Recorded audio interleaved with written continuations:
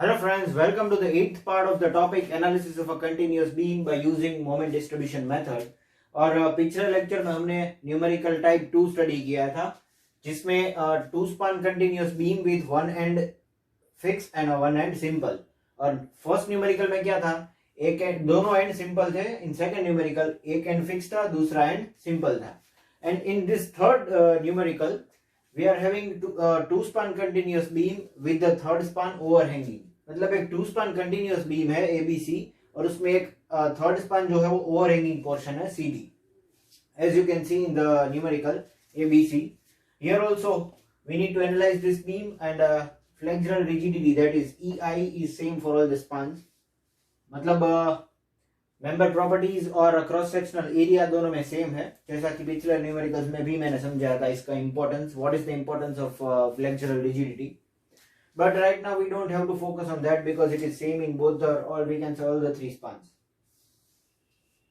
Now our first step is to calculate fixed end moments।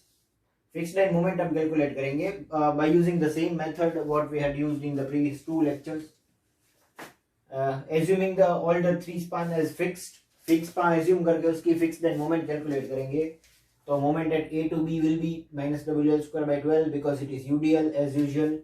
तो इसका answer आएगा -53.33।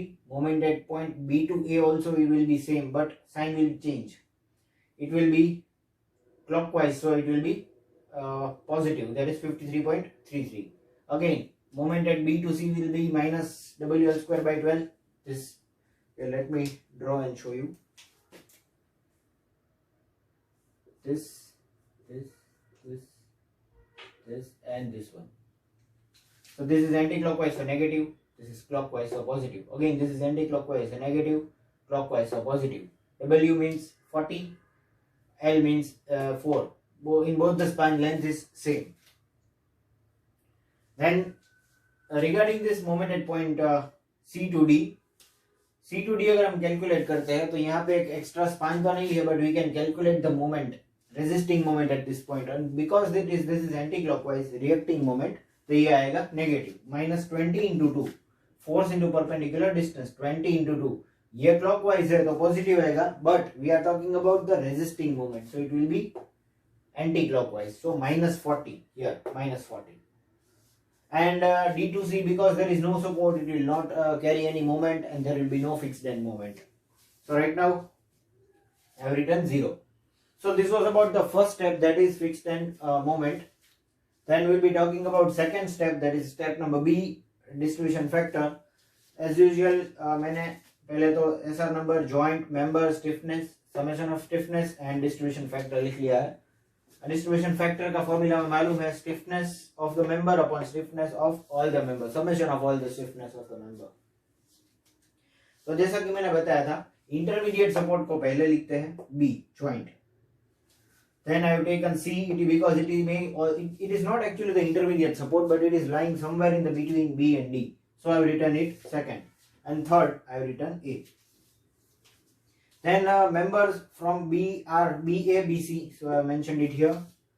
CB, CD mentioned here, and A to B I have mentioned over here। So now stiffness for the B member BA, near end is B and far end is A, B to A। तो far end क्योंकि ये simple है तो यहाँ पे आएगा 3EI by L, मतलब 3EI by 4। और B to C यहाँ पे भी सिंपल ही आएगा, this is not intermediate support. हम इंटरमीडिएट सपोर्ट कब बोलेंगे, जब यहाँ पे भी एक सिंपल सपोर्ट हो तब भी बोल सकते हैं। सो यहाँ पे नियर एंड है, यहाँ पे फार एंड है, तो यहाँ पे भी 3EI by L आएगा, तो 3EI by 4 because length is 4। Let me write down very clearly. तो इसकी वैल्यू आ गई 0.75 EI, 0.75 EI, समेशन हो गया दोनों का 1.5 EI। K upon sigma K हो गया 0.75 divided by 1.5, 0.5। अगर यहाँ पे भी 0.75 divided by 1.5 will be 0.5। EI will be eliminated because EI is same for all the spans। So we got distribution factor for BA, BC। Similarly, we will calculate for CB, CD, near end, far end, CB। It is, see, now we can say that this is an intermediate support। क्योंकि ये दो simple support के बीच में है intermediate support, तो ये कुछ moment resist कर पाएगा। And that is why we can consider it as fix support. और इसके लिए हम नियर एंड ये है, फार एंड ये है, तो इसे फिक्स सपोर्ट कंसीडर करके हम 4EI/L लिख सकते हैं, 4EI/4, क्योंकि इसकी लेंथ 4 है। नाउ रिगार्डिंग CD, तो it will not be having any stiffness because there is no support on the D side, तो यहाँ पे मैंने 0 लिख दिया है। देन दोनों का समेशन हो गया 1EI, again K upon sigma K, 1EI upon 1EI, that is 1, 0 upon 1EI, it is 0. So distribution factor C2B is 0, 1 and C2D is 0. And as we know that यहाँ पे हमें कुछ लिखने की जरूरत नहीं है, जॉइंट A क्योंकि एंड सपोर्ट है। When the end support is simple, तो मैंने बताया था डिस्ट्रीब्यूशन फैक्टर 1 आएगा, और इफ इट इज फिक्स तो क्या आएगा 0। But right now we have considered it 1 because it is simple support. तो ये हो गया हमारा डिस्ट्रीब्यूशन फैक्टर का table, and we have used this sign convention. Then after we'll move on towards the third, that is step C, moment distribution. So now A, B, C and D. So I have written it over here, A, B, C and D, number of joints we can say, not support, because here D is not a support, it is just a joint, सिर्फ एक joint है, इसीलिए मैंने यहाँ पे mention कर दिया। अगर मैं यहाँ पे इसे मेंशन नहीं भी करता तो भी कोई यहाँ पे प्रॉब्लम नहीं। Drawing the lines beyond the below the joints और बिलो द सपोर्ट्स। पहला स्टेप हमारा रिमार्क्स में डिस्ट्रीब्यूशन फैक्टर मेंशन कर देते हैं, D2C। चलिए देखते हैं, D2C कुछ नहीं है, डिस्ट्रीब्यूशन फैक्टर, तो ये डैश कर दिया। C2D क्या है, C2D 0, या C2D here 0, so written 0. Then C2B is 1, so I written it 1. Then B2C is 0.5, so here I have written 0.5. B2A is again 0.5, so here I have written 0.5, and at last A is 1, so here I have written 1. This becomes the distribution factor, that is first row of our table of moment distribution. Then regarding the second column we'll use our first step, that is fixed end moment. तो fixed end moment जो हमने find की थी वही मैंने यहाँ पे लिख दी है, MDC 0, moment at point C2D is -40, तो यहाँ पे -40 लिख दिया। वैसे ही C2B 53, B2C -53, B2A 53 and A to B -53, A to B -53.33. So this becomes our second step or second row we can say in the moment distribution, that is fixed end moment. एक बार हम fixed end moment calculate कर लेते हैं तो ये दोनों steps की हमें रिक्वायरमेंट नहीं है, because it was the requirement to find out the first two rows. Then after और नेक्स्ट स्टेप इज बैलेंसिंग। सबसे पहले हम A और C को बैलेंस करेंगे। तो C की बात करें तो ये दोनों सॉल्व कर लेते हैं, हमारा फॉर्मूला रहेगा दैट इज -53.33 -40, ये दोनों का समेशन करेंगे, here I shown, into -1 into -53.33 -40 into 1, ये क्या है, दिस डिस्ट्रीब्यूशन फैक्टर। ये हमारा फॉर्मूला है, खुद का फॉर्मूला है, दैट इज -13.33, तो ये मैंने यहाँ पे लिख दिया। सिमिलरली इसका समेशन 53.33 -40 into -1 into 0 है, तो डायरेक्टली 0 मैंने यहाँ पे लिख दिया है। So after this carry ovarian this 50%, यहाँ से 50% मोमेंट जो है वो यहाँ पे कैरी ओवर कर देता हूँ, because C is simple support है, तो यहाँ पे हमें ट्रांसफर कर देना है।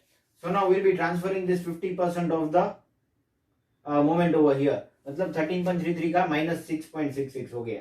बैलेंसिंग A एंड C, तो C पहले हमने बैलेंस कर दिया, यहाँ पे 15 -6.66। वैसे ही सपोर्ट A जो है वो हमने ऑलरेडी इसमें कुछ मोमेंट दिखाई है, but it will not be able to take, क्योंकि सिंपल सपोर्ट है, रेजिस्टिंग मोमेंट नहीं देगा। तो इसको 0 करने के लिए मैंने +53.33 लिख दिया, बट इसमें से कुछ ट्रांसफर होगा यहाँ पे, तो इसमें 50% ट्रांसफर किया मैंने 26.66 यहाँ पे।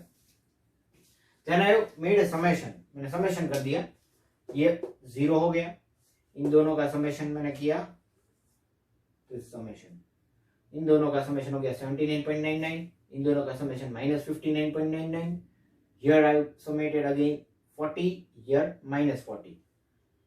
इसकी रिक्वायरमेंट नहीं है, आप लोग कंफ्यूज रहोगे। आई एम रिमूविंग दिस, उसके बाद हमने समेशन किया 40 minus 40, तो ये बैलेंस हो गया. But see here this is not balancing, the values are not equal and opposing. तो मैं क्या करूंगा, इसको फिर से सॉल्व करूंगा जैसे कि मैंने ये सॉल्व किया. अगेन 79.99 और माइनस 59.99, तो फिर से वही मैंने अप्लाई किया. 79.99 माइनस 59.99 इंटू -1 और इंटू 0.5. 0.5 क्या है ये बात, तो सेम थिंग होगा हियर, यहाँ पे भी 0.5 है तो सेम वैल्यू आएगी. -10 दोनों में. तो ये अभी मैं निकाल दूंगा so that you don't get confused in summation. Total करने में आप लोग कंफ्यूज ना हो, इसीलिए रिमूव कर रहा हूं. तो अभी मैं इसका समेशन करूंगा. 40 minus 40 as it is, 0 8 is as it is, 0 as it is, क्योंकि ये पॉइंट डी और ए है वो मोमेंट नहीं ले पाएगा. And this becomes 69.99, this becomes minus 69.99, 40 minus 40. So both the points B and C supports are having equal and opposite moment. So now we can say that our analysis is completed, and we can draw bending moment diagram based on this moment distribution. तो ये मैंने new dash diagram draw किया. 69.99, 40 over here at point C, at point D 0, at point A भी 0. ये हो गया mu dash diagram. और mu diagram मेरा जो है वो WL²/8, क्योंकि UDL है यहाँ पे, BC में भी UDL है तो वहां पे भी WL²/8, तो 80 80. In this way I have completed. This is positive, positive, positive, positive. Sorry, this becomes negative. ये आएगा नेगेटिव.